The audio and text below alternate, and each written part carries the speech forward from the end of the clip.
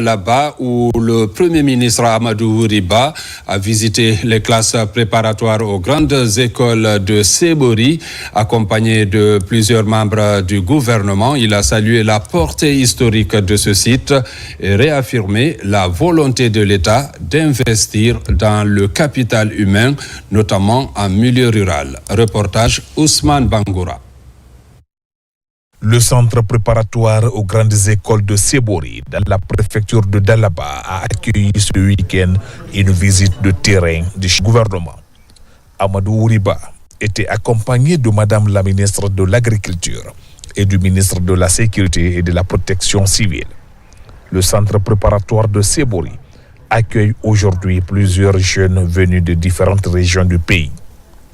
Motivés et pleins d'ambition, ils voient dans cette structure une véritable opportunité pour leur avenir. Les classes préparatoires aux grandes écoles de Dalaba, c'est le rêve de tous les élèves de la Guinée aujourd'hui.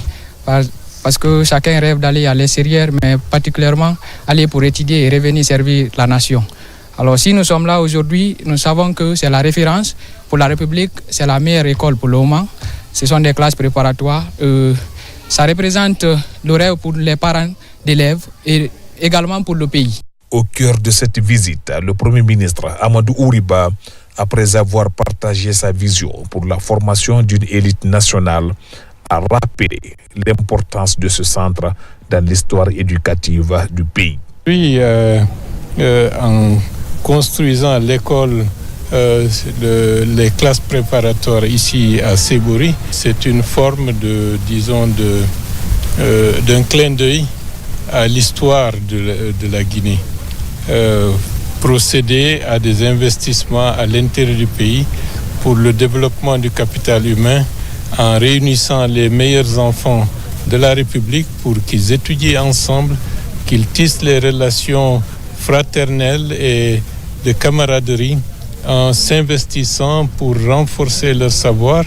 Je pense que c'est l'une des manières les plus efficaces, aussi bien d'avoir une élite compétente que d'avoir une élite tournée vers la consolidation de l'unité du pays et de l'émergence d'une vision commune, identique pour la construction du futur. Avant de quitter Sebori, le chef du gouvernement a exhorté la jeunesse à cultiver la discipline, la rigueur et la persévérance. Formés donc pour transformer, 30 passionnés, 30 artisans du sport scolaire viennent de relever le défi d'une formation intensive. Cette session marque un tournant décisif et ouvre la voie à une nouvelle ère pour l'éducation physique en Guinée. Reportage Moussa Komara. C'est une aventure pédagogique passionnante qui s'achève. Pendant près d'une semaine, une trentaine de maîtres d'éducation physique et sportive venus de 8 inspections régionales du pays se sont engagés, exigeants et stimulants. Ce programme a été l'occasion d'échanges et d'un perfectionnement profond de leur méthode d'encadrement. Les compétences que nous avons reçues ne seront pas mises en bas. Nous allons essayer à toute force de les mettre en valeur dans nos différents établissements. Le mot d'ordre, l'innovation. À travers cette session, l'Institut national de la jeunesse de l'éducation physique et des sports veut insuffler une énergie nouvelle à l'enseignement du sport en milieu scolaire. Aujourd'hui, il y a un manque de 1500 professeurs de PS dans nos grandes écoles. Le défi du ministère du Sport aujourd'hui, c'est de combler ce vide en collaboration avec le ministère de l'enseignement universitaire et de la télévision. Il faut que le sport revienne dans le milieu scolaire pour la détection des talents. Donc le combat aujourd'hui du ministre du Sport, c'est que le sport revienne à l'école. Une nouvelle page s'écrit pour l'éducation physique et sportive en Guinée. L'étape cruciale vers l'excellence qui place la jeunesse au cœur de toutes les ambitions. Il y a plusieurs années où l'éducation physique dans le milieu scolaire a perdu beaucoup de nos maîtres. Nous avons assez de programmes à déployer dans nos programmes pour le développement du sport à l'école, mais aussi enseigner, donner l'avantage du sport à nos élèves. En refermant cet atelier, un message fort se dégage.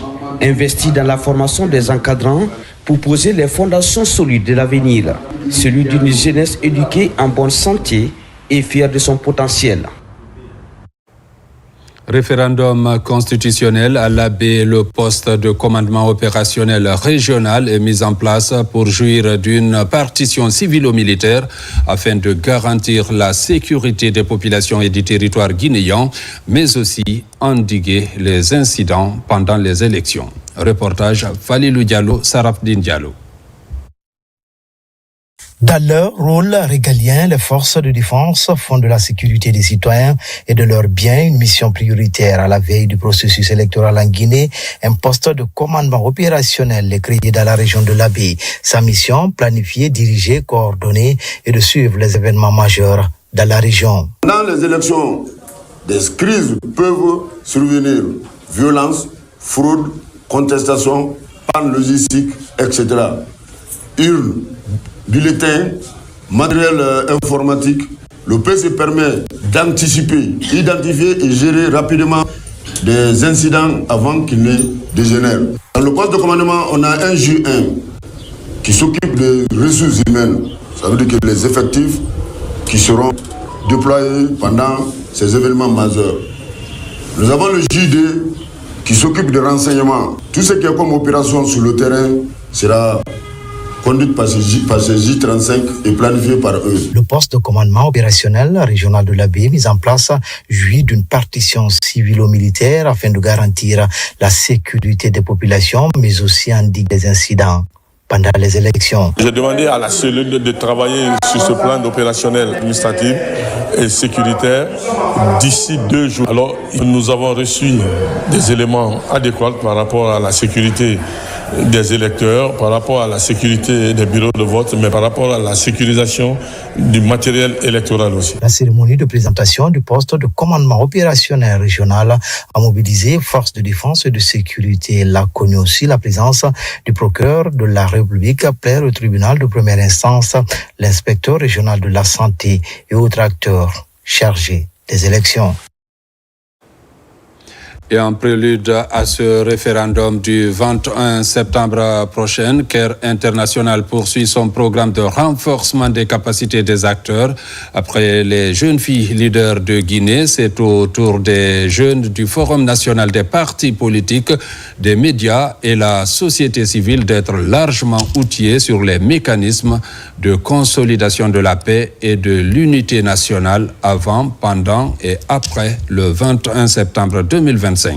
Les précisions dans ce reportage de Mamadou Patebalde, notre correspondant à Mamon. Suivez.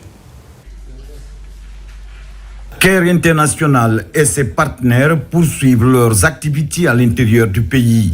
Cette fois-ci, c'est le Forum national des partis politiques, des organisations de la société civile et des médias qui sont formés sur les questions liées à la promotion et la consolidation de la paix avant, pendant et après le référendum du 21 septembre 2025. Nous allons profiter de cette journée d'aujourd'hui pour mettre en place une plateforme de dialogue démocratique où la synergie sera le mot d'ordre pour permettre vraiment à tous les acteurs de répondre efficacement aux problèmes qui pourraient se poser dans les localités d'intervention du projet. Et je pense qu'après ici, nous allons faire une restitution au sein de nos structures de provenance.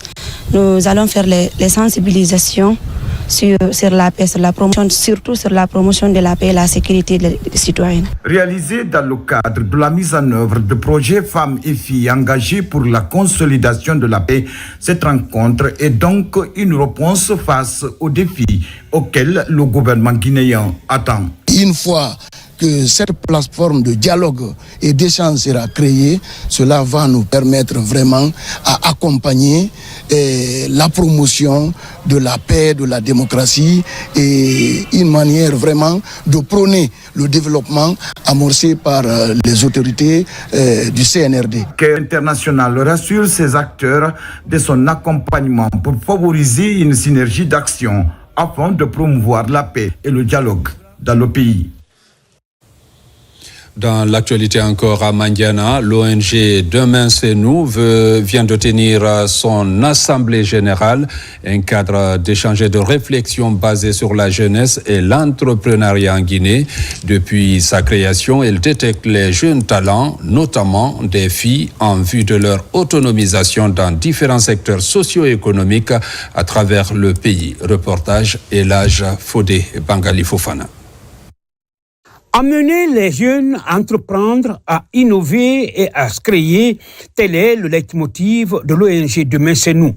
Ici à Mandiana, les membres de l'organisation sont réunis pour tirer les leçons des actions menées à travers le pays et projeter de nouvelles opportunités pour la jeunesse guinéenne. Notre engagement dépasse l'organisation d'activités ou la distribution d'aide. C'est un combat quotidien pour changer les mentalités, ouvrir des opportunités, refléter des talents cachés et restaurer la confiance de nos populations en un avenir meilleur. Par cette deuxième assemblée générale annuelle, l'ONG Demain c'est nous célèbre la jeunesse de Guinée sous le thème Jeunesse et entrepreneuriat en République de Guinée. Il s'agit de former, d'orienter et d'accompagner les jeunes talents afin de faire d'eux les véritables acteurs de changement dans les secteurs socio-économiques. Nous soutenons les filles. Il y avait 120 filles qui étaient sous nos répertoires et il y a eu des lauréates parmi ces filles. Et nous venons aujourd'hui les célébrer, de leur donner des moyens de communication qui vont les faciliter à faire des recherches sur leur formation. Je vous encourage à consolider vos acquis, à renforcer le partenariat et surtout à toujours mettre l'humain au centre de vos actions. Car c'est dans la solidarité, le dialogue et l'action collective que nous pourrons bâtir un avenir meilleur. À l'issue de cette rencontre d'auto-évaluation, l'ONG Demain c'est nous a promis d'agir davantage pour le rayonnement d'une jeunesse engagée et responsable à travers tout le pays. Vous avez dû le remarquer dans les programmes de la RTG. Beaucoup d'émissions sont créées pour l'amélioration de la grille des programmes. Après 2 mois de pause, la rentrée se prépare avec engouement.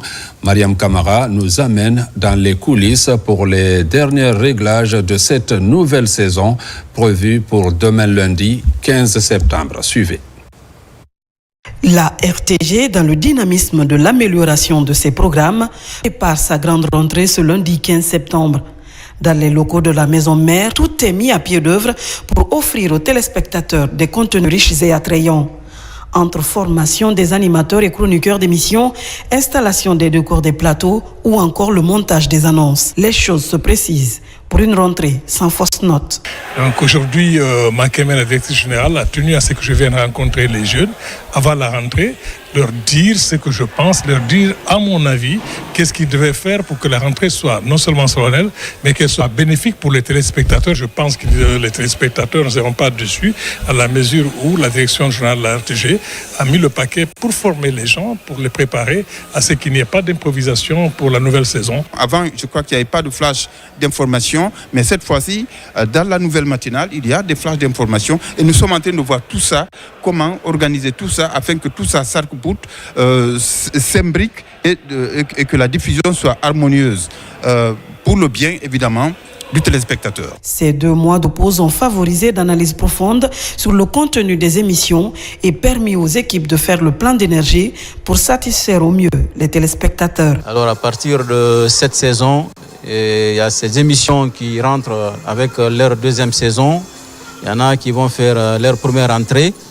Tout ça pour essayer de satisfaire les téléspectateurs. Nous savons que vous êtes exigeants et nous vous rassurons qu'à partir de cette saison, vous allez découvrir de la nouveauté sur la RTG et vous allez être émerveillés par une équipe dynamique que nous sommes en train de mettre en place. Des infographes aux réalisateurs et techniciens, en passant par les animateurs, tous sont motivés derrière cette vision innovante de la direction générale et cela est rendu possible grâce à l'accompagnement du ministre de l'Information et de la Communication. Objectif, toucher l'ensemble des téléspectateurs dans toutes leurs sensibilités socioculturelles et politiques. Au niveau de l'environnement, comment identifier et maîtriser les données liées aux écosystèmes? L'Observatoire du Sahara et du Sahel, le ministère de l'Environnement, avec l'accompagnement de l'Agence française de développement, travaille pour l'élaboration d'une base de données fiable et crédible permettant d'évaluer le potentiel écosystémique de la Guinée. Ce travail en cours, exécuté par le projet Copernicea, sera un véritable outil d'aide à la décision pour les projets de développement. Reportage Mamadou Alpha Baldé. Quantifier et catégoriser les écosystèmes dans leur ensemble à travers le pays, le processus avance en Guinée. À date, les données fiables sur les écosystèmes restent à établir. Un travail de fond est en cours avec différents spécialistes pour finaliser ce travail qui permettra au pays de mieux récalibrer ses projets environnementaux. Il s'est avéré pendant longtemps que la question des services écosystémiques n'a pas été prise en compte dans l'évaluation de nos capitaux. En effet, le développement matériel est souvent réalisé au détriment de nos écosystèmes, alors que la préservation de ceux-ci est un effort à considérer. Ce projet de valorisation et de protection des écosystèmes fauniques et floristiques est piloté par le projet de coopération régionale pour de nouveaux indicateurs de comptabilité écosystémique en Afrique qui regroupe le Burkina Faso, la Guinée, le Maroc, le Niger, le Sénégal ou encore la Tunisie. Cet événement, organisé conjointement par l'OSS et le ministère de l'Environnement et du Développement durable de la Guinée, marque une étape stratégique pour la reconnaissance, la valorisation et la gestion durable du capital naturel dans notre région. Il témoigne d'un engagement fort du pays à intégrer les enjeux écosystémiques dans les processus de décision nationaux. Connue pour sa biodiversité exceptionnelle, la Guinée compte œuvrer avec l'ensemble de ses partenaires pour une gestion responsable et durable de ses écosystèmes en parfaite harmonie avec les objectifs des Nations Unies sur les écosystèmes à l'horizon 2050. À Bokeh, une campagne zéro accident en mer est lancée par le consortium SMB Wining, une offre de soins pour les localités de Kanfarandé et Katounou.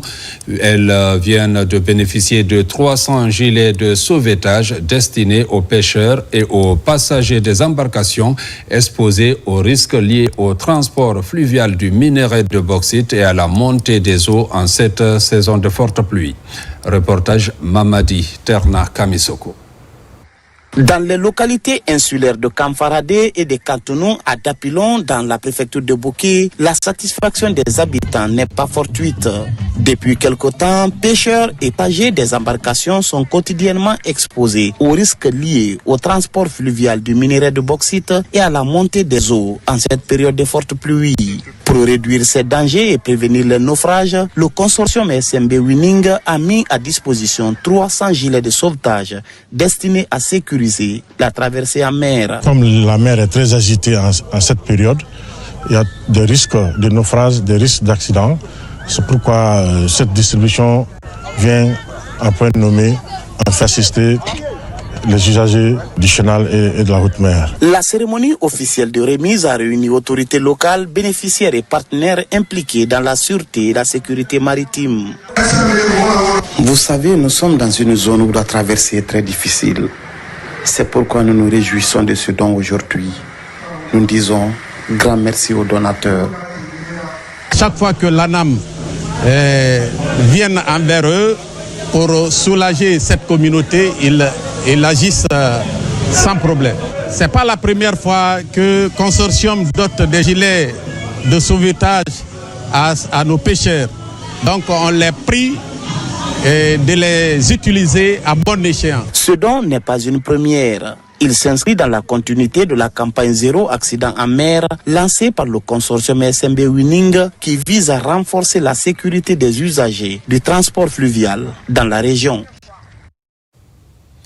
Et puis, attendu depuis des décennies, le projet de nouveau quai prend forme au niveau de la zone est de Conakry. Fruit d'un partenariat public-privé, ce chantier va permettre d'augmenter les capacités d'accueil pour réduire les désagréments dus au temps d'attente des navires. Fodé Camara. Sur la façade est du port de Conakry, un vieux rêve d'extension et de modernisation devient une réalité. Déjà avec l'installation des centaines de pieux, la société Alport, filiale du groupe Albarac, compte réaliser un nouveau quai. Un chantier d'envergure qui va permettre d'augmenter la capacité d'accueil des navires pour contribuer à décongestionner la plateforme portuaire. Nous sommes en train de travailler dans le cadre du projet de la construction du nouveau quai. Notre projet consiste de 3 étapes. En première étape, 165 mètres. Deuxième étape, 130 mètres. Et avec les 90 mètres qu'on a déjà, à la fin, le port gagnera un quai de 400 mètres. Si tout va bien, on projette de finir le travail au mois de janvier 2026. Ce projet de nouveau quai vient accroître la capacité du port de Conakry, tout en renforçant sa position dans un écosystème sous-régional très concurrentiel. Les différentes activités sont d'abord les soudures que nous effectuons au niveau de la partie terrestre et de là-bas.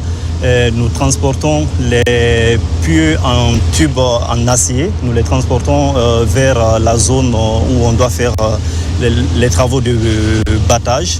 Et d'ici là, nous commençons maintenant à réaliser les pieux battus selon les points que le topographe nous donne. Avec les amis turcs, ça va pour le moment parce qu'ils arrivent à nous transmettre leur expertise, leur connaissance. Une fois opérationnel, ce quai pourra recevoir des gros navires dédiés au commerce international de marchandises, avec le double enjeu de réduire les délais de transit et de faciliter les opérations de déchargement. Dans Bofa Profond, certaines localités dans Kolissoro et dans le Bagataï bénéficient de la réhabilitation de 60 km de pistes rurales dans les 13 districts. Un pont reliant Tounifili à 6 districts est aussi en cours de construction. Reportage Alkali Kobele Keita et Mohamed De Camara. Dans les localités de Bagataï et une partie importante de Kolissoro, le désenclavement de 13 districts est devenu une réalité. À Tunifili, une des sous-préfectures de Bofa, la route principale à partir du Carrefour sera bientôt réhabilitée. Les travaux sont confiés à l'entreprise IC Transport BTP pour un délai d'exécution de 24 mois. Cette piste rurale, longue de 60 km, permettra de soulager les usagers des villages traversés par la route. Il s'agit d'un projet de réhabilitation de 60 km de piste rurale, y compris 2 ouvrages de franchissement, grosso modo, un pont de 35 mètres et 75 mètres, mais aussi des dallots qui composent ce projet. Le pont là, ça désenclave Tounifili, plutôt dans tout Kolissoro. Parce que quand je prends, il y a 6 districts qui sont par là, donc pour venir à Tounifili, c'était difficile. Pour permettre également aux citoyens d'accéder aux zones de production de plus de 150 000 hectares dans le Bagataï profond, un ouvrage de franchissement qui relie Tounifili à 6 autres districts est en finition. Grâce au général Mamadou Doumbouya, le bâtisseur, la population de Tounifili a été dotée de cet ouvrage qui fait 70 mètres linéaires, qui va permettre définitivement à la population de Tounifili et Kifinda et tous les riverains rallier Tounifili et pratiquer toute saison. Ce qu'il faut retenir, avant cet ouvrage, voyez-vous derrière moi le petit planche qui faisait, que les populations utilisaient pour traverser. Cela a causé pas mal de dégâts ici matériels, mais aussi des vies humaines. Ces travaux, une fois achevés, vont faciliter la fluidité dans cette zone de production par excellence. Volet religion, le quartier Dar Salam 2, localité située dans la commune de Gbessia, entame les travaux de construction d'une mosquée avec une capacité d'accueil de 600 fidèles. La pose de la première pierre a été faite vendredi. Au moins 3 milliards de francs guinéens seront injectés dans la réalisation de l'infrastructure. Mamadou Djoumaba, Aboubakar Junior Kamara. Dar Salam 2, l'un des quartiers de la nouvelle commune de Gbessia, veut se doter d'une mosquée avec une capacité d'accueil de 600 fidèles. La pose de la première pierre de cette maison de Dieu a mobilisé les fidèles musulmans venus de plusieurs quartiers. Pour les autorités, ce projet est parmi les projets du quartier selon le plan de développement local. Cette mosquée sera pas qu'un lieu de prière, sera un centre spirituel, éducatif et social. 3 milliards 600 millions est le coût de ce projet, un montant que l'entreprise demande en tenant compte de l'architecture de la mosquée. La reconstruction de la mosquée 5 était un édifice en R+2 capable d'accueillir environ 600 fidèles musulmans. En plus de ces bâtiments principaux, des blocs de latrines séparés pour femmes et hommes, ainsi qu'une morgue distincte pour hommes et femmes. La joie est immense pour les musulmans de cette localité qui rêvaient depuis des années d'avoir une infrastructure qui réponde aux normes hygiéniques comme l'exige la religion musulmane. Elle s'inscrit dans le cadre de la pose de la première pierre d'une mosquée dans ma juridiction. Ça fait une fierté pour moi.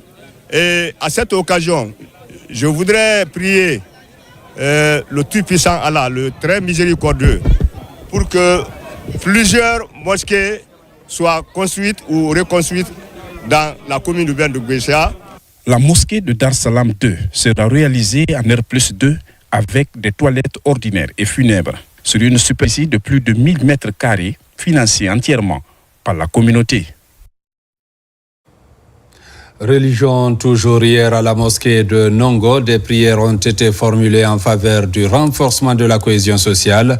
La rencontre est initiée par de jeunes membres d'une association qui œuvre pour la paix et l'unité nationale. Mamadou Saliouba.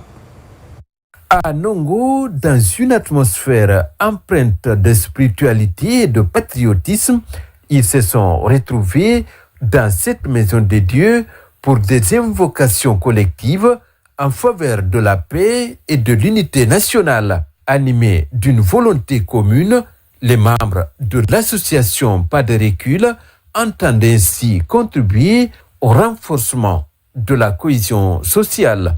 La lecture du Saint-Coran et l'acte de sacrifice que nous accomplissons ensemble sont bien plus que des rituels.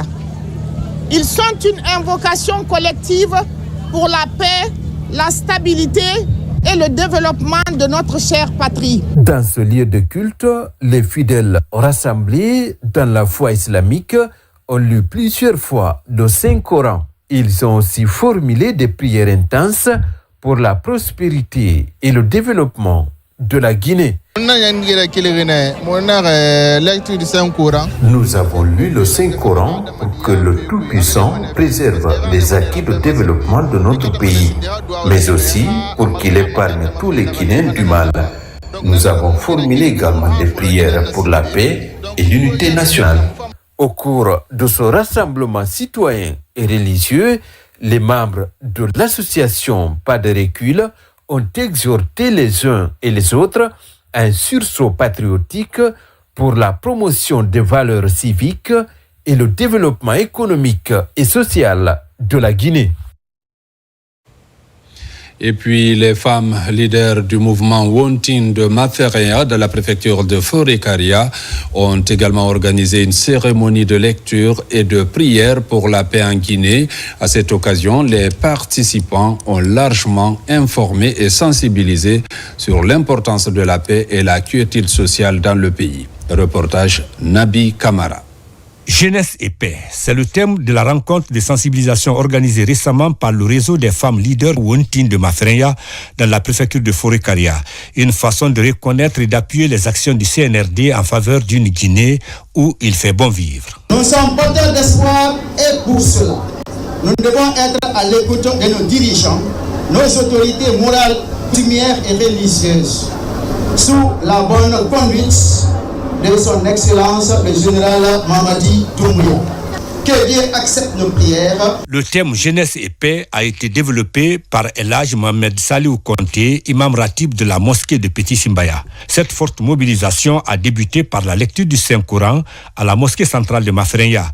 Ici, des prières ont été faites par les religieux pour une transition réussie dans notre pays, la cohésion sociale entre les Guinéens et un référendum couronné de succès. Au nom du ministre de l'Information et de la Communication, M. Fanasouma, je remercie mon team pour cette initiative salvatrice qui concourt à rendre visibles les actions et les acquis du président de la République, chef de l'État, le général Mamadi Doumbouya. Le ministre, en recevant la délégation qui a quitté Mafrenya pour Conakry, a tenu une promesse qui va être réalisée les jours à venir. Cette promesse consiste à doter la sous-préfecture de Mafrenya des relais de radio. À noter que le réseau des femmes leaders du mouvement Wunting est né il y a un peu plus d'1 an à Mafrenya. Je vous le disais dans les titres, avoir 100 ans est une grâce immense. À Conakry, plus précisément dans le quartier Taouya, la communauté chrétienne a célébré les 100 ans de vie de maman Elisa Silla, sœur, épouse, mère et servante de l'église.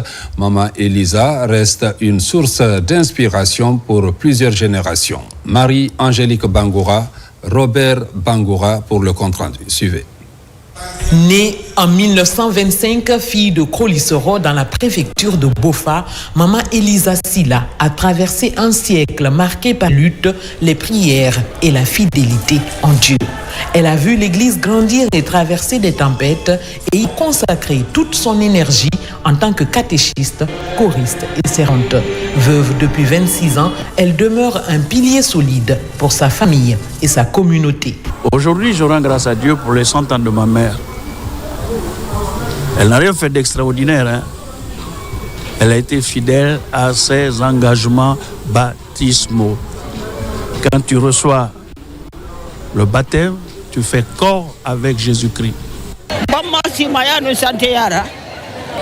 J'ai pris pour tout le monde, tous les malades du monde entier, tous les prisonniers du monde entier, tous les mendiants du monde entier, tous ceux qui ne travaillent pas et ceux qui sont dans les rues, ceux qui sont dans les quartiers. Aujourd'hui, maman Elisa est entourée de 11 enfants, dont 9 sont encore vivants, de 46 petits-enfants, de 58 arrière-petits-enfants et même des arrière-arrière-petits-enfants. Cette descendance foisonnante est une véritable bénédiction. C'est une femme de foi, une chrétienne totalement donnée pour sa foi, totalement consacrée à Dieu. Il suffit de rentrer chez elle pour contempler le sanctuaire qui s'y trouve. Il faut rendre grâce à Dieu pour ce don, le don de 100 ans. 100 ans d'histoire, 100 ans de foi, 100 ans de vie chrétienne, maman Elisa Silla, épouse du défunt Jacques Souma, est un exemple vivant de longévité bénie et de fidélité à Dieu. Alors que toute une génération se lève pour lui rendre hommage, son exemple rappelle à chacun qu'une vie de prière, de travail et de persévérance est une véritable couronne de gloire. L'ambassadrice de l'Union européenne en Guinée, aux côtés de plusieurs enfants venus des différents quartiers, ont célébré la journée africaine de l'enfant. Plusieurs activités ont été organisées à la Blue Zone de Dixine. L'objectif est de préserver leurs droits tout en réunissant les conditions favorables à leur épanouissement. Reportage Moussa Bangoura. Écoutons les enfants, respectons leurs droits. C'est sous ce slogan que la délégation de l'Union européenne célèbre en différé la journée de l'enfant africain. Venant de différents quartiers et orphelinats de la capitale, ici à la Blue Zone de Dixine, plusieurs activités récréatives ont lieu. L'idéal est de redonner de l'espoir tout petit. La protection des droits humains en général, mais aussi des droits des enfants, c'est un de nos objectifs. On a de nombreux projets à ce sujet et c'est juste une occasion pour s'engager pour nous avec les enfants, avec la population guinéenne, pour transmettre quelques messages. Et le message est que les enfants ont les droits et les adultes ont le devoir de protéger les droits des enfants. Le thème développé est ma vie, mes droits. À travers cette prestation théâtrale, des plaidoyers ont été faits à tous les niveaux afin de mieux préserver les droits des enfants, le tout couronné par ce bricolage. Mes camarades et moi, nous voulions véhiculer au monde entier qu'aucun enfant ne devrait plaider pour son bien et que chaque enfant a droit à la santé, à l'éducation, à la liberté d'expression, en fait à tous les droits qu'il en a besoin. Avec l'Union européenne, Rhabiller les enfants a voulu vraiment partager ce moment avec les enfants qui n'ont pas eu cette chance-là de partir forcément en vacances. Une façon de leur redonner de l'espoir, de croire davantage en leurs rêves, de se dire que oui, une Guinée qui soit juste, une Guinée qui soit divertissante pour tous les enfants, c'est encore possible. Le club Rhabille et les enfants accompagne l'Union européenne pour la réussite de cet événement. Un événement marqué aussi par un match de football. Enfin, sport à Kindia se tient un tournoi organisé par le collectif des associations des clubs informels. Objectif visé, permettre aux jeunes de vivre leur passion, mais surtout offrir aux clubs l'occasion de détecter des nouveaux talents. Reportage Kadiatou Traoré, Fatoumata Matissasouma et Lana Nanamou. C'est une compétition baptisée Tournoi des vacanciers. Il est doté du trophée Dr Nabi Moussa Silla. Cette première édition a démarré le 12 juillet dernier. 13 équipes réparties en 3 poules se sont affrontées sur 3 sites. Frigiagbe, Koliagori et Demakania.